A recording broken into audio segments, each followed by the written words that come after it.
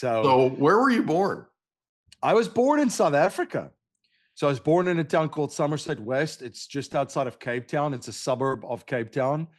And yeah, lived my entire my entire youth was spent there. So I grew up in a very interesting time during that country's history. They work to learn. Yeah. So he said, I know you're traveling and playing sports a lot, but if you're ever in town and you're looking for some extra work, just jump in and we'll show you the ropes and you can see what we're doing. And I jumped at that. And that was another gift too, because I started working for them and I just started picking up trash, basically on multifamily properties around their buildings. And then eventually became part of their maintenance crews. And now, the banker of your business is you and your family. So it puts you in a little bit of a better situation. So how does it work? The vehicle that we use for this is life insurance. And I know this is a 4-letter word and people are going to roll their eyes. Does that make sense? Absolutely. I was one of those guys that had a HELOC pulled, by the way. Yeah. 2008, 2009. And so that doesn't feel good, just so we're clear. That doesn't feel good. I saw all this stuff happening. And that's why also for me, there's a very big difference between financial freedom and financial sovereignty. Yeah. Huge difference. Did you know there's a technology that's actually an app on your phone that uses sound waves to tell your brain what you want your brain to do? We had a young man that was on a guest on our podcast, the Mike Litton Experience, who had a traumatic brain injury. He was sleeping 3 hours a night. He's using NewCalm now and he's sleeping more. Go to newcalm.com, Mike15 promo code. Newcalm.com, promo code Mike15 for an extra 15% off. Go today. Welcome to the Mike Litton Experience podcast.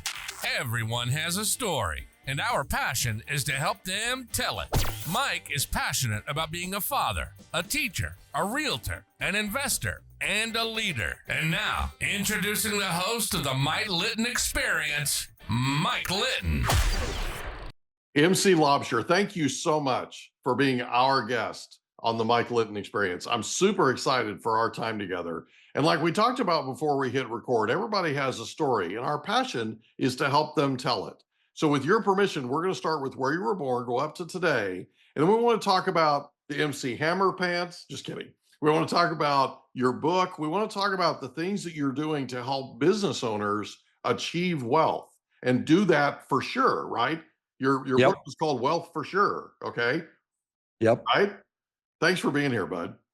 Thanks for having me, Mike. Been looking forward to this and love your energy and ready to have some fun with you. So where were you born? I was born in South Africa. So I was born in a town called Somerset West. It's just outside of Cape Town. It's a suburb of Cape Town. And yeah, lived my entire my entire youth was spent there. So I grew up in a very interesting time during that country's history. I still remember as a young man when Nelson Mandela was released from prison. Wow. We went from the apartheid regime. He was released from prison. We had elections, and there was a new form of government, created. Right. So it was pretty wild. What was interesting about that time is I always tell people when it comes to wealth management, investing, and even just being an entrepreneur and a business owner, one of the gifts that I got from living through that was just to see what it is like to live in an environment with uncertainty. Yeah. So many unknowns, like nobody knew what the next day, no one knew what was happening the next day. Yeah. Because nobody knew what was going on. And the media, back then already, and again, another gift I got was it's just there to kind of create chaos, basically, all types of forms of it. So people didn't know what was going on, what was happening next. Think about how you think as a business owner and entrepreneur and an investor. You think of you plan, right? 6 months, 12 months, 5 years, 10 years, 20 years. How do you plan for 20 years if you can't even see what's happening tomorrow? This whole thing got flipped on its head completely, right? And it was it took decades to get there. Okay, I get that part. But when it happened, man, did it happen fast? It was really fast. And so you're right. It's like the rug being pulled out from under you. How do you plan for something like that? Right. And what's interesting is, we've all read books. I guess there's a title of the book called The Madness of Crowds, but we're familiar with this concept that we humans, the strange creatures that we are, behave kind of irrationally, said with tongue in cheek, in large groups, especially if there's uncertainty, and people start to panic. And that's what you saw during that time. So the people that kept calm, that stayed rational, that took precautions, that planned for anything and everything, they made it through that time fine. Yeah. It's the people that started to become irrational and started to have their emotions take control of them, and just behave through emotions that didn't do so well during that time. So fast forward till 2020, and I'll go back, when people started fighting each other over toilet paper in Costco. I wasn't surprised at all, because I saw all that stuff, years ago back in South Africa. And it's interesting too that we always think that, oh, it'll never happen here. Yeah. You see stuff on TV, which, again, that's debatable with what angle you're seeing it from and who's delivering the news. But who's putting the twist on it, right? Yeah, there's some spin or twist on this. But regardless, you see things and you're like, that'll never happen here. But things do happen, and people behave the same, whether they're in South Africa, whether they're in, a suburb of Philadelphia or Los Angeles, or regardless of where they are in the world, right? Yeah. So that was interesting. I had my schooling and everything done in South Africa. I went to school there. I went to university there, so I got a scholarship playing sports over there. Oh. And then, rugby player. Oh, there you go. Guilty as charged. Yeah. And then when I was done with university, I just traveled around the world a little bit and ended up in the United States. And I ended up playing in a sports league, a rugby league here. It was like a city-based league up until 2007. Yeah. But I'll tell you this, when I came to the United States too, I came with a backpack, couple $100, sense of humor and sense of adventure. I didn't know I was going to stay here forever. Yeah. I was just, it was an adventure. I was a young guy, and it's like, oh, they've got a league over here. I'll play in this. It'll be a great way to see the United States. But Sure. I'll tell you this, when I got here, I don't think people realize it in the U.S., but if you're born in the United States, and you literally won a lottery ticket. Yeah. Because what I saw a year or two is that the opportunities that are around you and the ability for upward mobility, economically, you don't find places like this around the world. Yeah. There's usually a cap of where you can max out as a business owner, entrepreneur. And when you're born into certain situations, your future looks a little bit differently. I'll give you an example. If you're born in a shanty town just outside of the city of Cape Town or Johannesburg in South Africa, you have a little bit of a different outlook, and you have a little bit of a different journey that someone that's born in the projects, let's just say in Brooklyn and New York, Right. Where billionaires come from there, like David John. Right. So how is that possible? Well, the infrastructure, the environment, the opportunities, being in the right place and born in the United States. So I saw this and loved it. And, I traveled around the US and around the world playing rugby. And as I was doing that, I really had an interest in history and economics, and how things work. I was always curious too. That back to the South African thing, I was always curious how things are the way that they are and how things work. So I started reading books on business, entrepreneurship, and investing. And that's when I came across, Rich Dad, Poor Dad by Robert Kiyosaki. Which, time well spent. We could get into bad habits, play some card games, video games, if you're on a bus, on a plane constantly. But 6 months after reading that book, I bought my first real estate property. Yeah. So I bought a single family, put some tenants in there, rented it out, collected the rent, paid all of the bills associated with it. And at the end of the first month, there was cash flow left, money left over. And I'm like, wow. Yeah. Just like the book, cash flow. this is incredible. And then it's the next thought then becomes, well, how many times can I do this? Yeah. How many places can I buy? Because if I buy one, I put a tenant in, it pays for itself, and there's money left over for income. Like, how many of these can I get? So as I was traveling and playing sports, the goal became, through income earned and doing odd jobs and that kind of stuff too, was just to try and take the money and to build like this real estate business on the side. So I'd eventually something to retire to, as opposed to, when the journey ends with sports, starting from scratch, right? That's wild, dude. Yeah. So and of course, then school starts. If you're listening to this and you've invested in anything or started a business or any type of pursuit, that, all right, that's when school starts. Yeah. But what was interesting was, as I was doing that, and this is the power of mentors and where this came in. Before you had meetup.com and all these other hundreds of platforms that you can now connect with people on and network and that kind of stuff. We used to, if you're young listening to this, do an old school style, as the young kids call it these days, IRL, in real life, meet up at like real estate clubs and, just like real estate networking groups and stuff like that.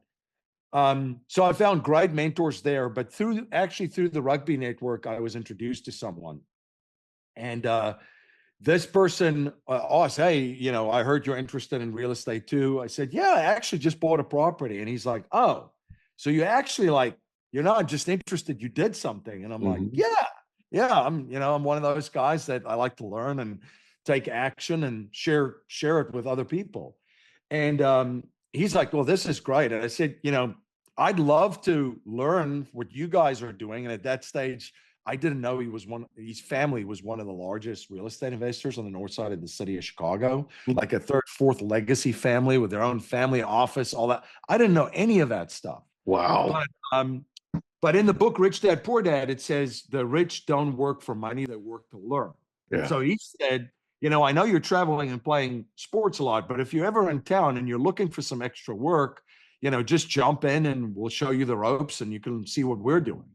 And I jumped at that. And that was another gift too, because I started working for them and I just started picking up trash, basically on multifamily properties around their buildings. And then eventually became part of their maintenance crew, did department turnovers, construction crew, ran a construction crew, did the leasing of units in their buildings, did property management. Eventually I managed over 500 units for them and got my broker's license. So I did all this stuff kind of part-time. But what I really learned from him too was the entire system that they had up and running. Because I used to grab lunch now and again with him when he was in town too. And the one day there was a ton of his advisors with him. So he had had a lawyer, he had a CPA, and a life insurance professional with them. They all went to lunch together. Afterwards, he asked me, he said, did you understand what we were talking about? I'm like, not really. I mean, I understood what the lawyer is there for and the CPA, but the life insurance guy, not so much. And he shared with me, he said, look, we have operating businesses that kicks off cash for our family. This is, again, third, fourth generation family. And we park all of that cash in our own banking system, which we've created using life insurance contracts. We park it all in a trust. It's quote unquote our family bank of our family office. Then we leverage that to buy more businesses, fuel and fund our existing operating businesses, and we buy more real estate with that. Yeah. Do it over and over and over. And I'm like, that's not a very complicated system. And he's like, no, it's not. And if you look at what family offices do with their multi-generational strat, it's not complicated stuff at all. Right. But that opened a completely different world to me, because at that stage, I reread Robert Kiyosaki's book, and I started to see in those simplified financial statements that all of the liabilities of someone else's on your financial statement or mine is someone else's asset. Right. Could that be the bank? Right. And then again, I came across Nelson Ash's work, Becoming Your Own Banker. He calls himself the discoverer of the infinite banking concept, Right. which is this strategy of creating your own banking system for your business and for your investment or your family, like these guys have. So it was crazy how those three things happened, boom, at the same time. And of course, the young pup that I was, chomping at the bit, said, you know what? I don't have to be a Rockefeller to do what the Rockefellers do, because this is basically what their strategy. And what I ended up doing was I did this all on a much smaller scale in my own life, and started to see it. And of course, learn a strategy, implement and execute it. And then other people started to ask at these networking events, real estate events, like, hey, what are you doing? It seems to be working. And I started to teach it. And I had someone at that stage that set up the insurance policies, and then they would come back to me and say, well, how do I use it now? I went to your guy, what now? And of course, therein lied another business opportunity. So that's where Producers Wealth, my company, was created, because we're a strategy and life insurance brokerage that operates in all 50 states virtually in the United States today, helping business owners and investors implement the infinite banking concept strategy. We do this all through Zoom. We started 10 years ago virtually through Skype, which was a different story in itself. But that's where it came from. So we set up the strategy, we help you implement and execute it, and then provide the coaching. And then the other piece of where I am that I am today was, as I started that company 10 years ago, I started to have these conversations with our clients, and it was incredible. The way that people make money and run their businesses and ideas, I'm a very curious person. So I'm like, this is incredible. And at one stage, I'm like, I should start hitting record with these conversations, because it's gold. So I did. And then I started publishing a podcast, which that was 9 years ago. So people didn't really know what it was. You had internet radio. Remember that time? You had internet radio. Then you had this little pod that you could download MP3 files to. And it's nothing like it is today, but we uploaded it. And all of a sudden the thing just got wheels. And before you know it, we had millions of downloads. We were downloaded in like 180 countries, and it started to turn into its own, financial education company. We still record, publish an episode once a week, but that really put fuel into what we were doing at Producers Wealth and helped us reach a lot more people. And then in itself, turn into its own business. So today I still do the show and, still do Producers Wealth. Again, serving business owners and investors all across the United States. That's cool, man. That's cool. What a great story. Okay. So we're going to take a break. And when we come back, we're going to talk about an amazing book that's titled Get Wealthy for Sure. Right?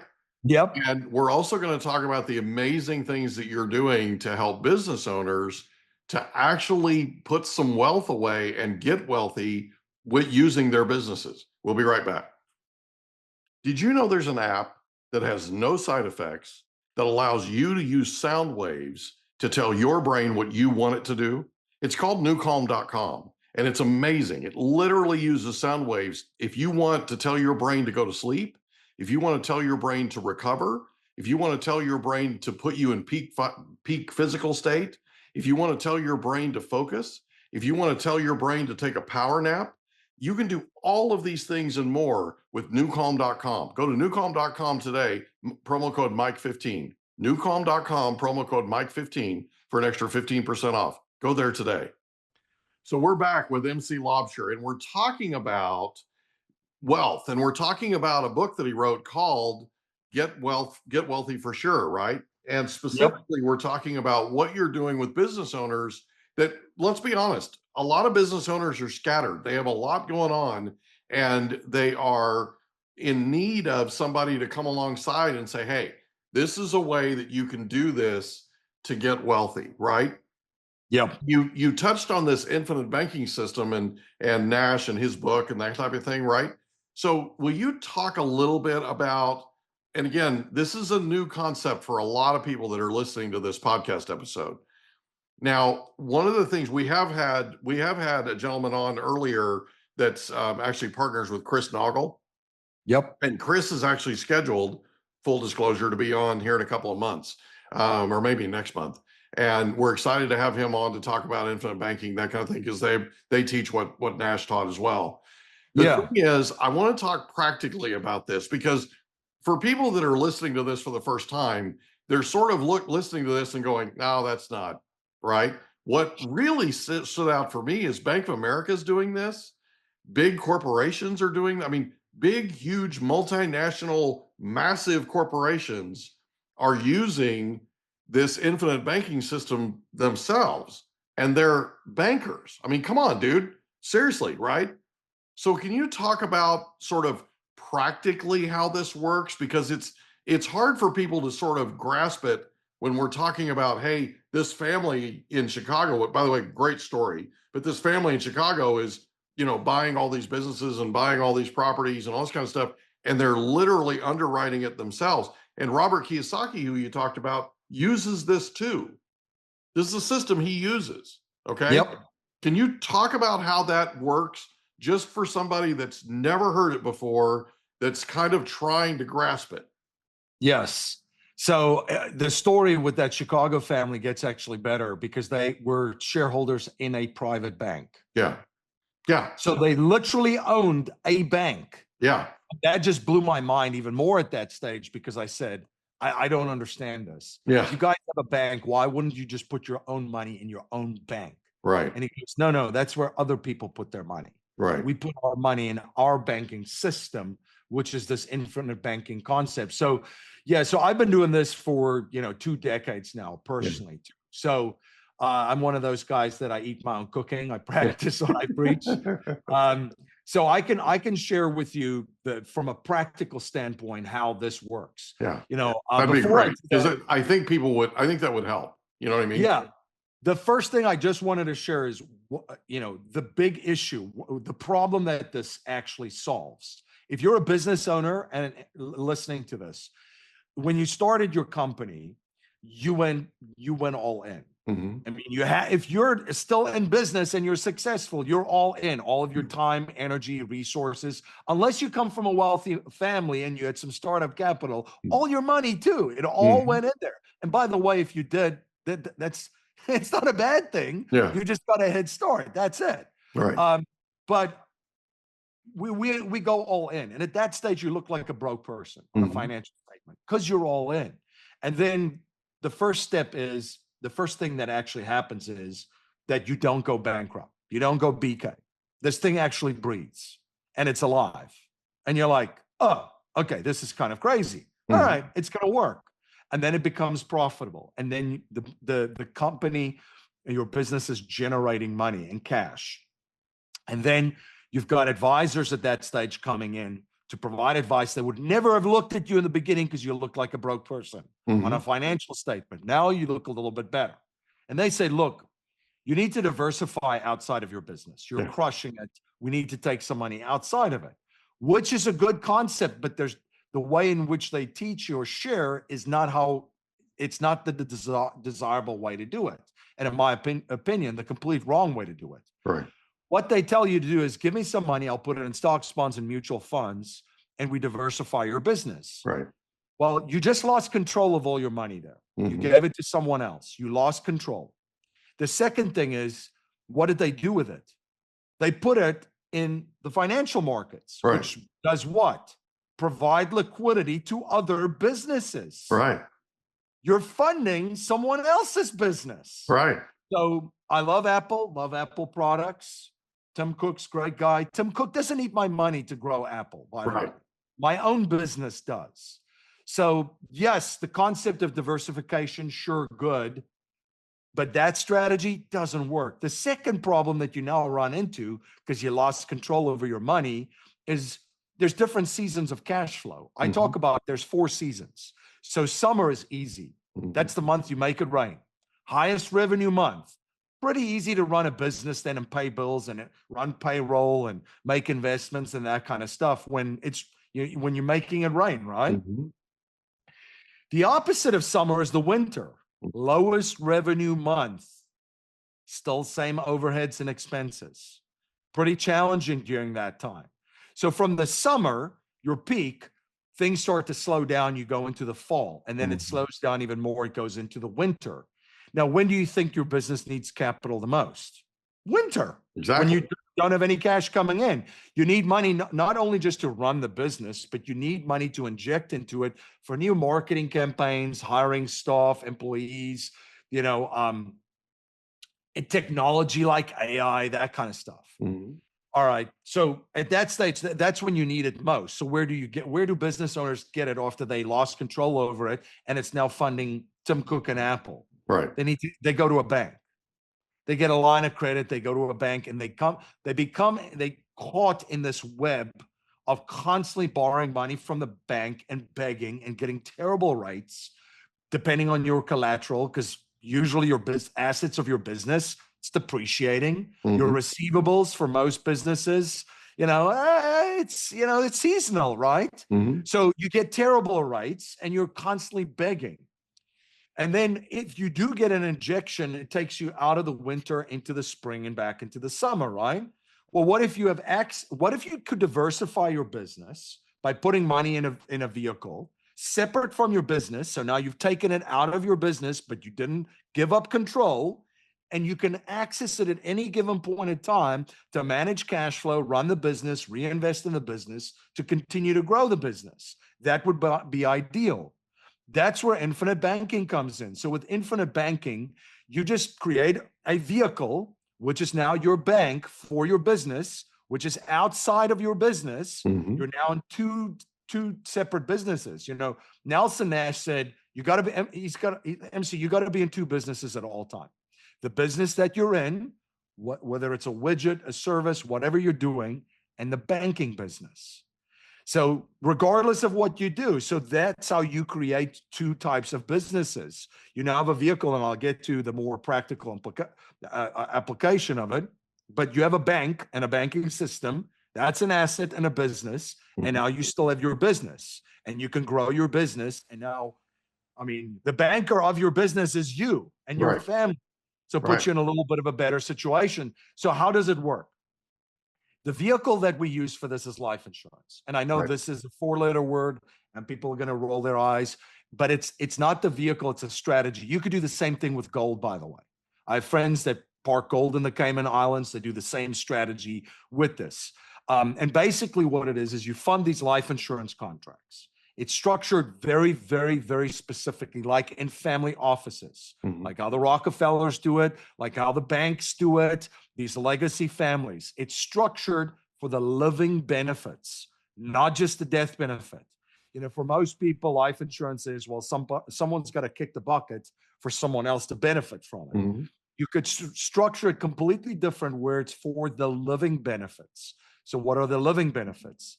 Well, you maximize it for cash value, meaning 70 to 80% of the premiums that you put into there go straight towards cash value, which is your savings. Right.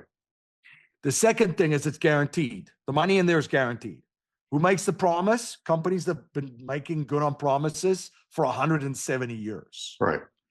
Pretty decent track record, just throwing it out there. 170 years. Not bad. Yeah, so the money's guaranteed. It's guaranteed to grow. You get to participate in dividends.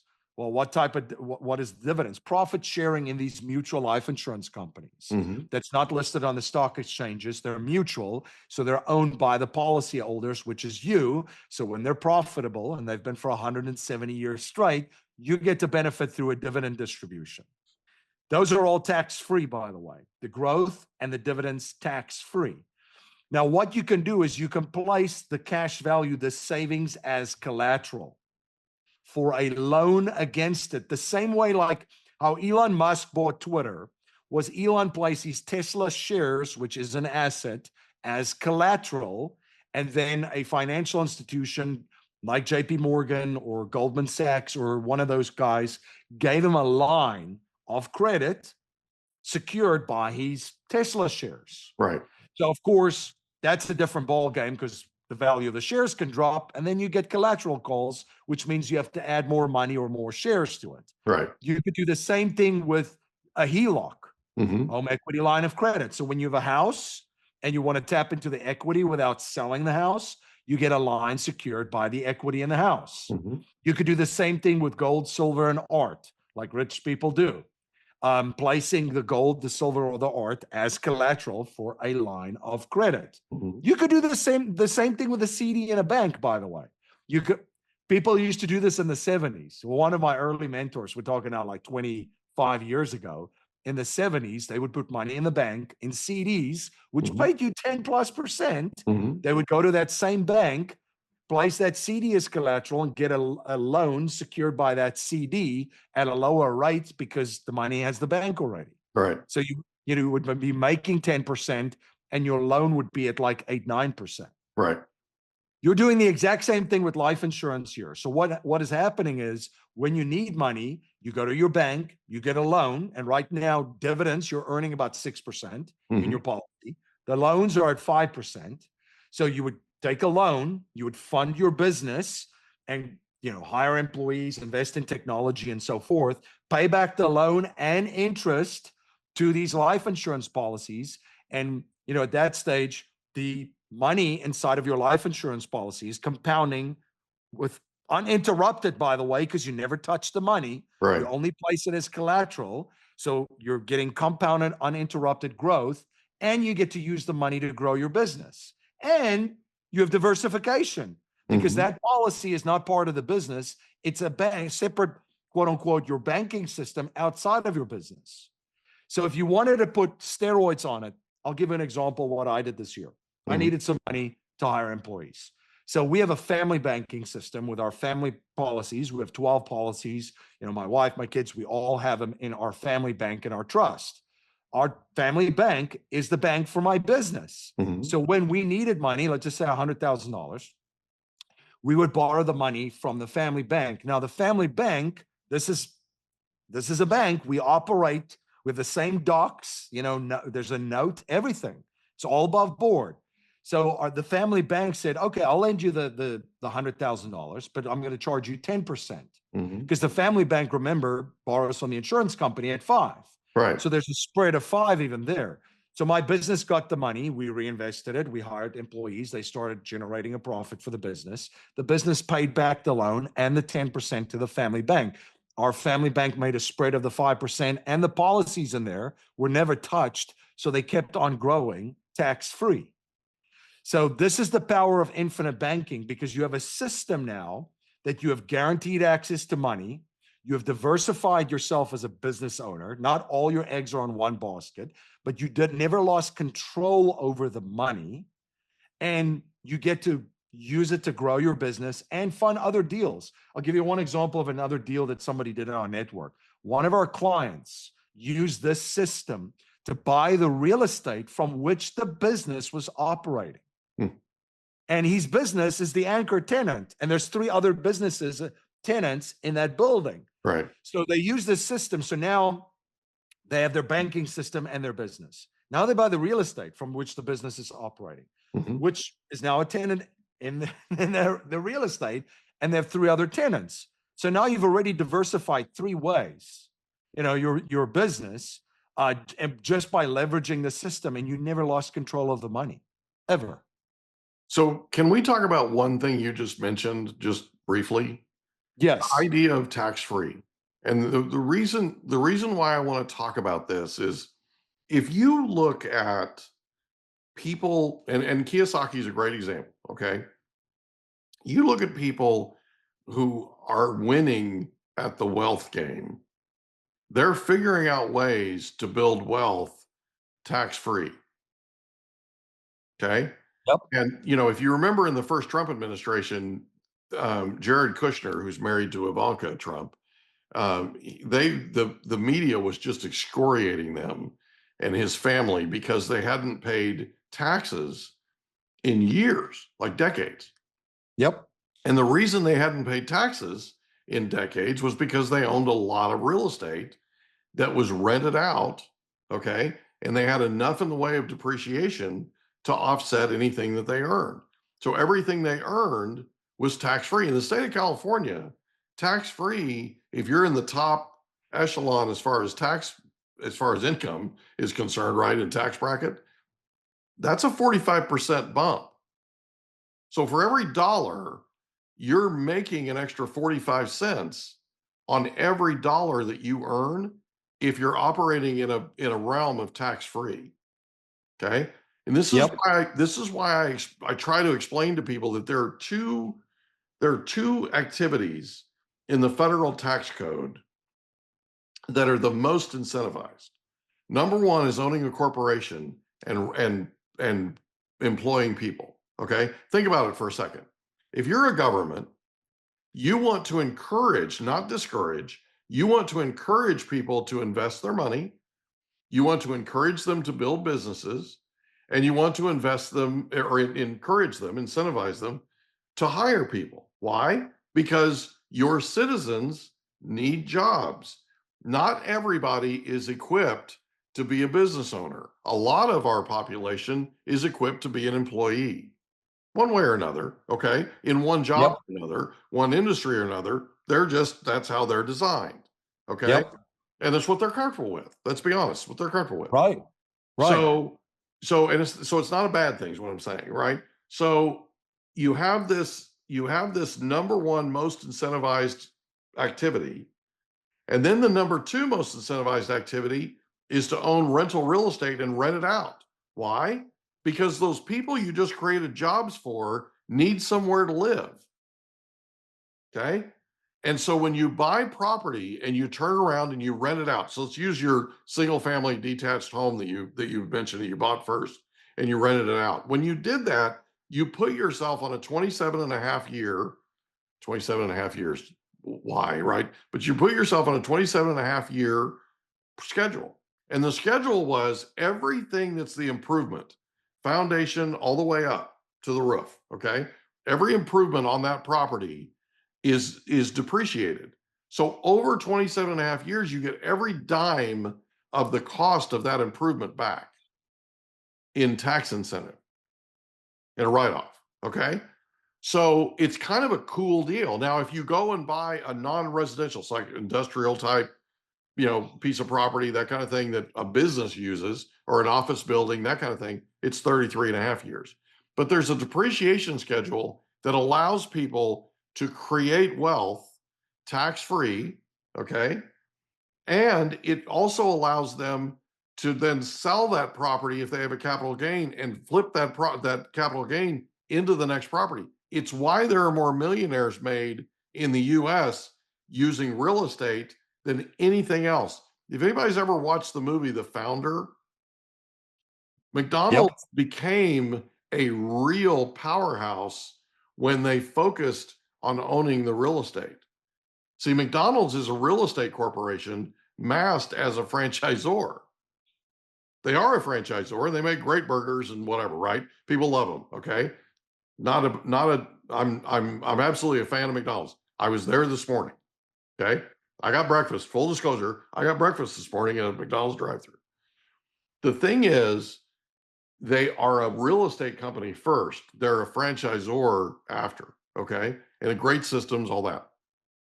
So I want people to understand the power of real estate, and then you compound it with the power of this infinite banking system that is tax-free too, okay? So now all of a sudden you're turning yourself into your own bank. You're borrowing money from your collateralized life insurance policy, right? Not money out of your pocket. It's coming from the insurer. The insurer's loaning it to you, right, out of their pocket, and you're paying back 5% interest.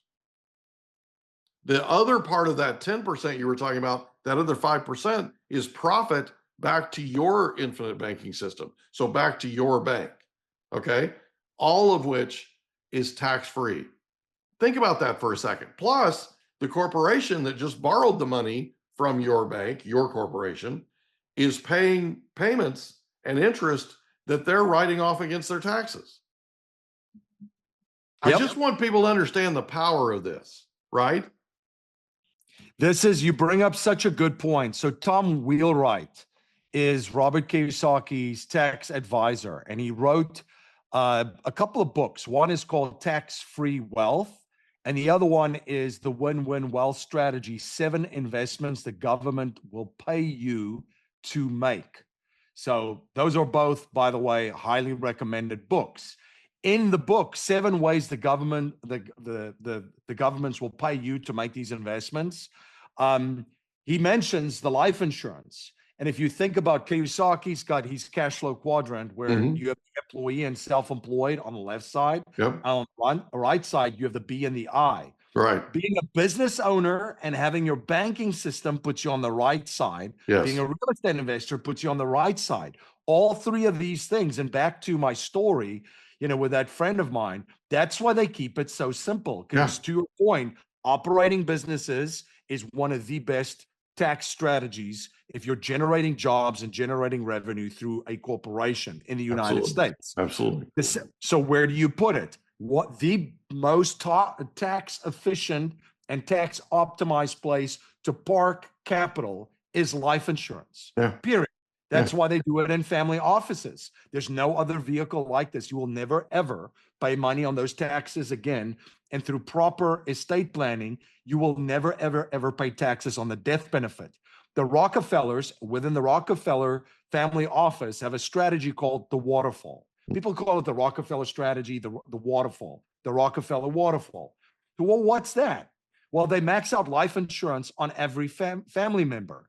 So let's just say you and your wife set up these policies, create your own banking system, and max out life insurance. When you pass away, there is a waterfall of millions of dollars tax-free to your children. Through a proper trust and estate planning, they will max out those life insurance contracts and keep the money in life insurance policies because it's all tax-free.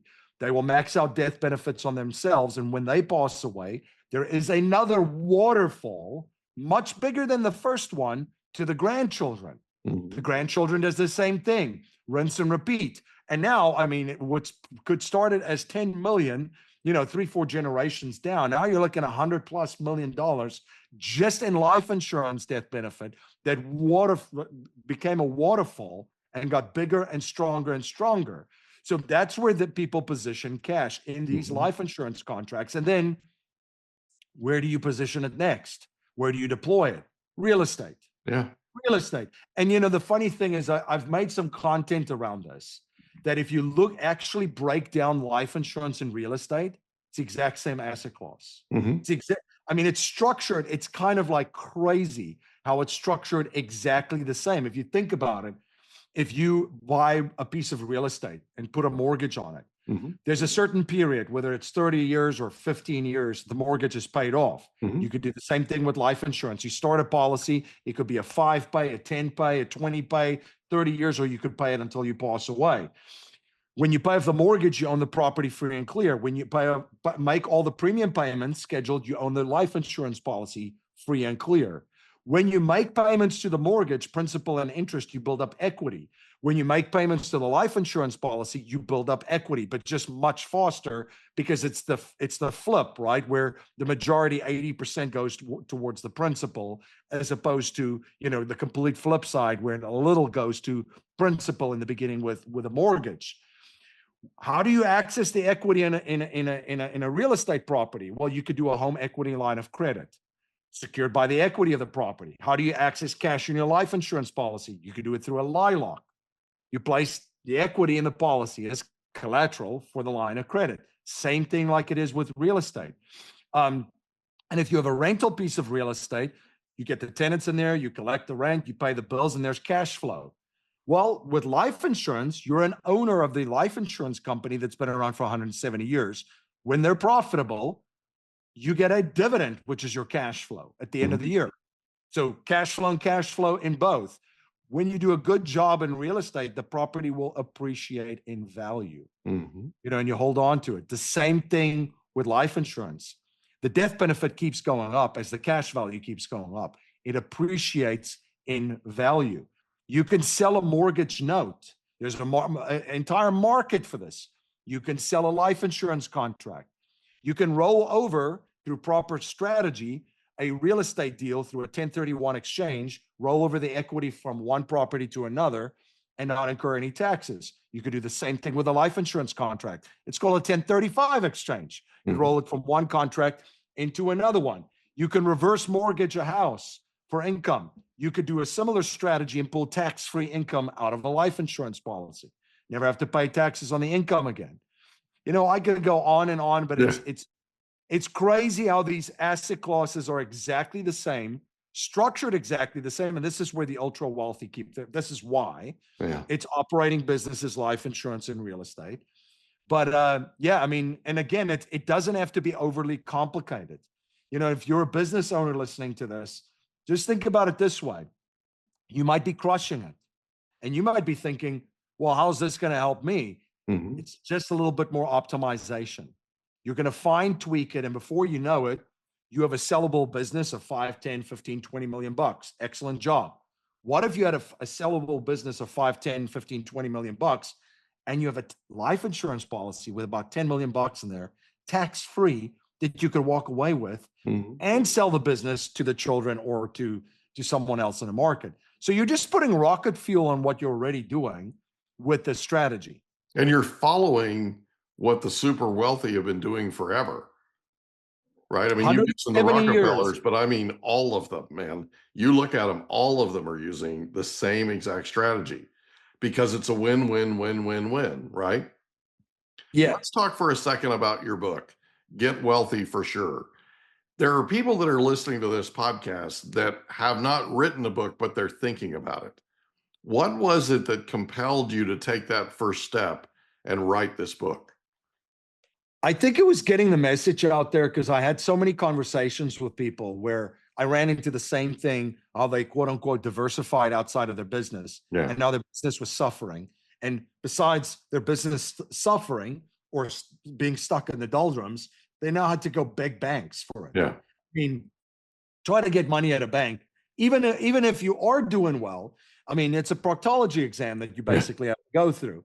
So that really, I mean, I kept seeing it more and more, and I'm like, there's a strategy that's been around for 170 years, pretty good track record. And that's why, when we played around with names, I said, even in today's market, everybody's into this mentality where collectively we have the attention span of a gnat. Yeah. We can't pay attention for 30 seconds. We have to change the channel constantly or scroll or like or get all these dopamine hits. And it's the same thing with money. I think social media has created this false narrative of how people just get rich quick building a business. I'm like, I don't know anybody that's gotten rich quick building a business. This takes blood, sweat, tears, discipline. Yeah, like this is not easy stuff. Yeah. But so I looked at, and same with investing, where everybody wants to buy a doggy meme coin and become like a gazillionaire overnight.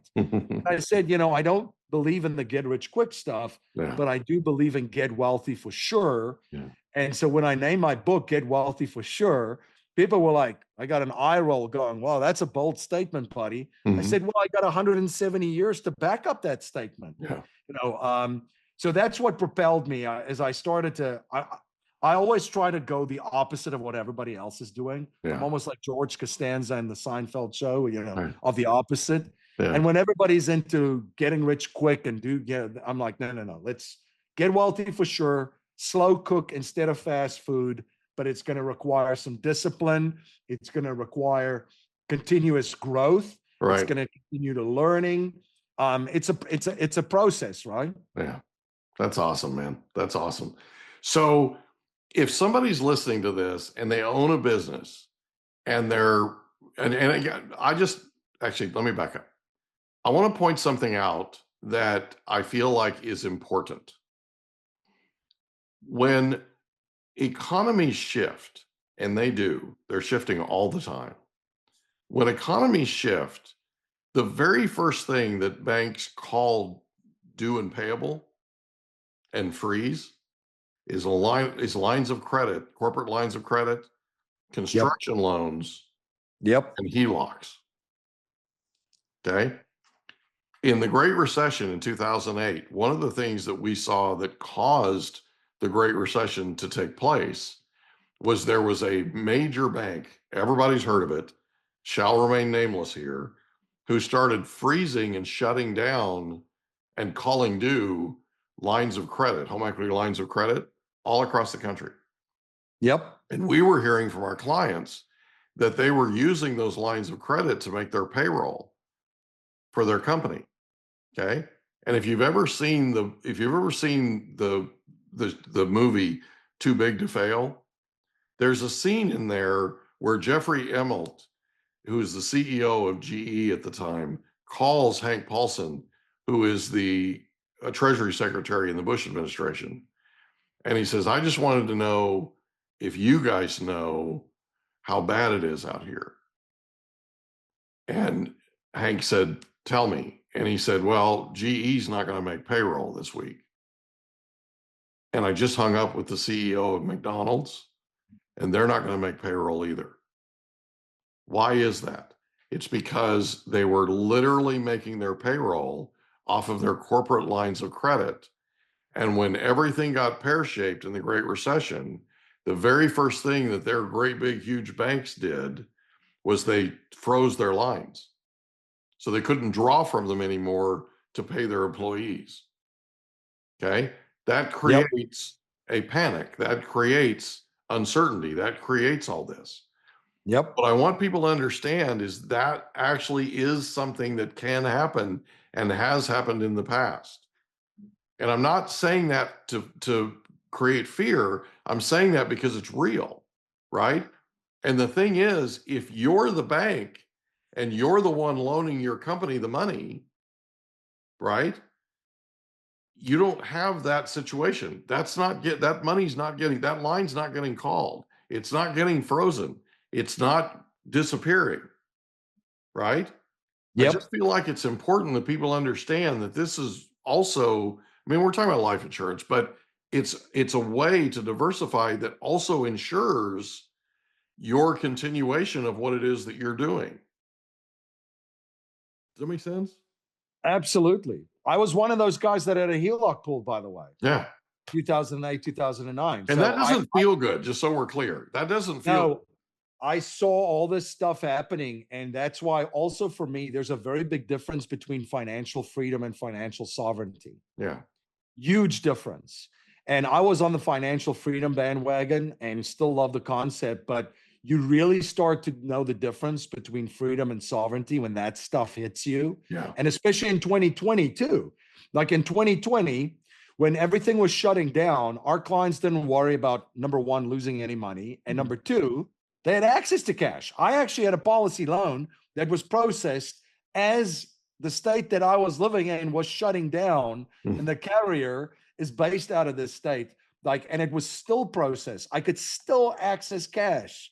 And I mean, we all, it's one of those things that it's trauma. We've kind of like buried this of how we felt as business owners during that time. Yeah. You know, you talk to people, most people have forgotten about everything because it was so traumatic. You know, if you have families that you have to support, you know, as a business owner, employees, I mean, you feel responsible to those other families, right? So a lot of us, it's kind of like just processed it and kind of like just kind of sheltered ourselves from what we experienced. But, you know, I usually go back. I'm like, no, I remember exactly what was going on. Nobody knew, again, you know, back to the gift that I got growing up in South Africa, very similar. You didn't know what was going to happen. It was like, oh, the state's shutting down. Everything's shutting down on Friday. Okay, what does Saturday look like? I don't know. What does Monday look like? I don't know. Is anybody going into work? No, they just shut everything down. Right. For how long? We don't know. Yeah, they're not telling us. Yeah. So to your point, you want to be in control of this stuff. You want to have your own kind of system to have that financial sovereignty. And, you know, again, it's a strategy. That's the big thing. I think, you know, one of the things that keep people stuck not pursuing a strategy like this is because of the vehicle. Yeah. That's it. Otherwise, it's funny. I did a presentation, of how people are using gold in the Cayman Islands with this exact same strategy. And it was almost like it was the hottest topic and everybody was jumping up and down. And at the end of it, I said, you know, I've done both and I actually prefer the life insurance because of all the additional benefits. And then people were like, oh, but because it was the gold, it was sexy, right? Mhm. So anyway, it's the big thing for you to consider as a business owner is control. Yeah. Be in two businesses all the time, the banking business and the business that you're in, and try to build systems that gives you financial sovereignty, just not financial freedom. Yeah, totally agree. Is there anything you'd like to cover before we wrap up? No, that's it. For the book, if there is a website that I can guide people to, getwealthyforsure.com. I made it very easy. Awesome. Getwealthyforsure.com. If they want to request a paperback copy of the book or just a digital copy, it's right there on the website, getwealthyforsure.com. For the paperback, just pay for shipping and handling. We'll ship it out to you guys. And also there's a link to videos of case studies of actually using this stuff and different strategies. And then there's also a link to schedule a call with myself and my team if you want to explore it. We all eat our own cooking. We've all been doing this for decades ourselves. So yeah, we'll be happy to explore options for you and your family. Beautiful. MC Laubscher, thank you so much for being our guest on the Mike Litton Experience, man. This has been fun. Thank you. This has been awesome. Thanks, buddy. Can I ask you a question? Did you know that there's a technology that uses sound waves that'll tell your brain what to do? There literally is. It's called newcalm.com. It can tell your brain to heal, tell your brain to sleep, tell your brain to do all kinds of things. It can get you fired up. It can be a pre-workout. Newcalm.com. And the promo code is Mike15. Newcalm.com, promo code Mike15 for an extra 15% off. Go today. And that's a wrap. Another episode of the Mike Litton Experience in the books. Reach out to Mike on Instagram at the Mike Litton Experience.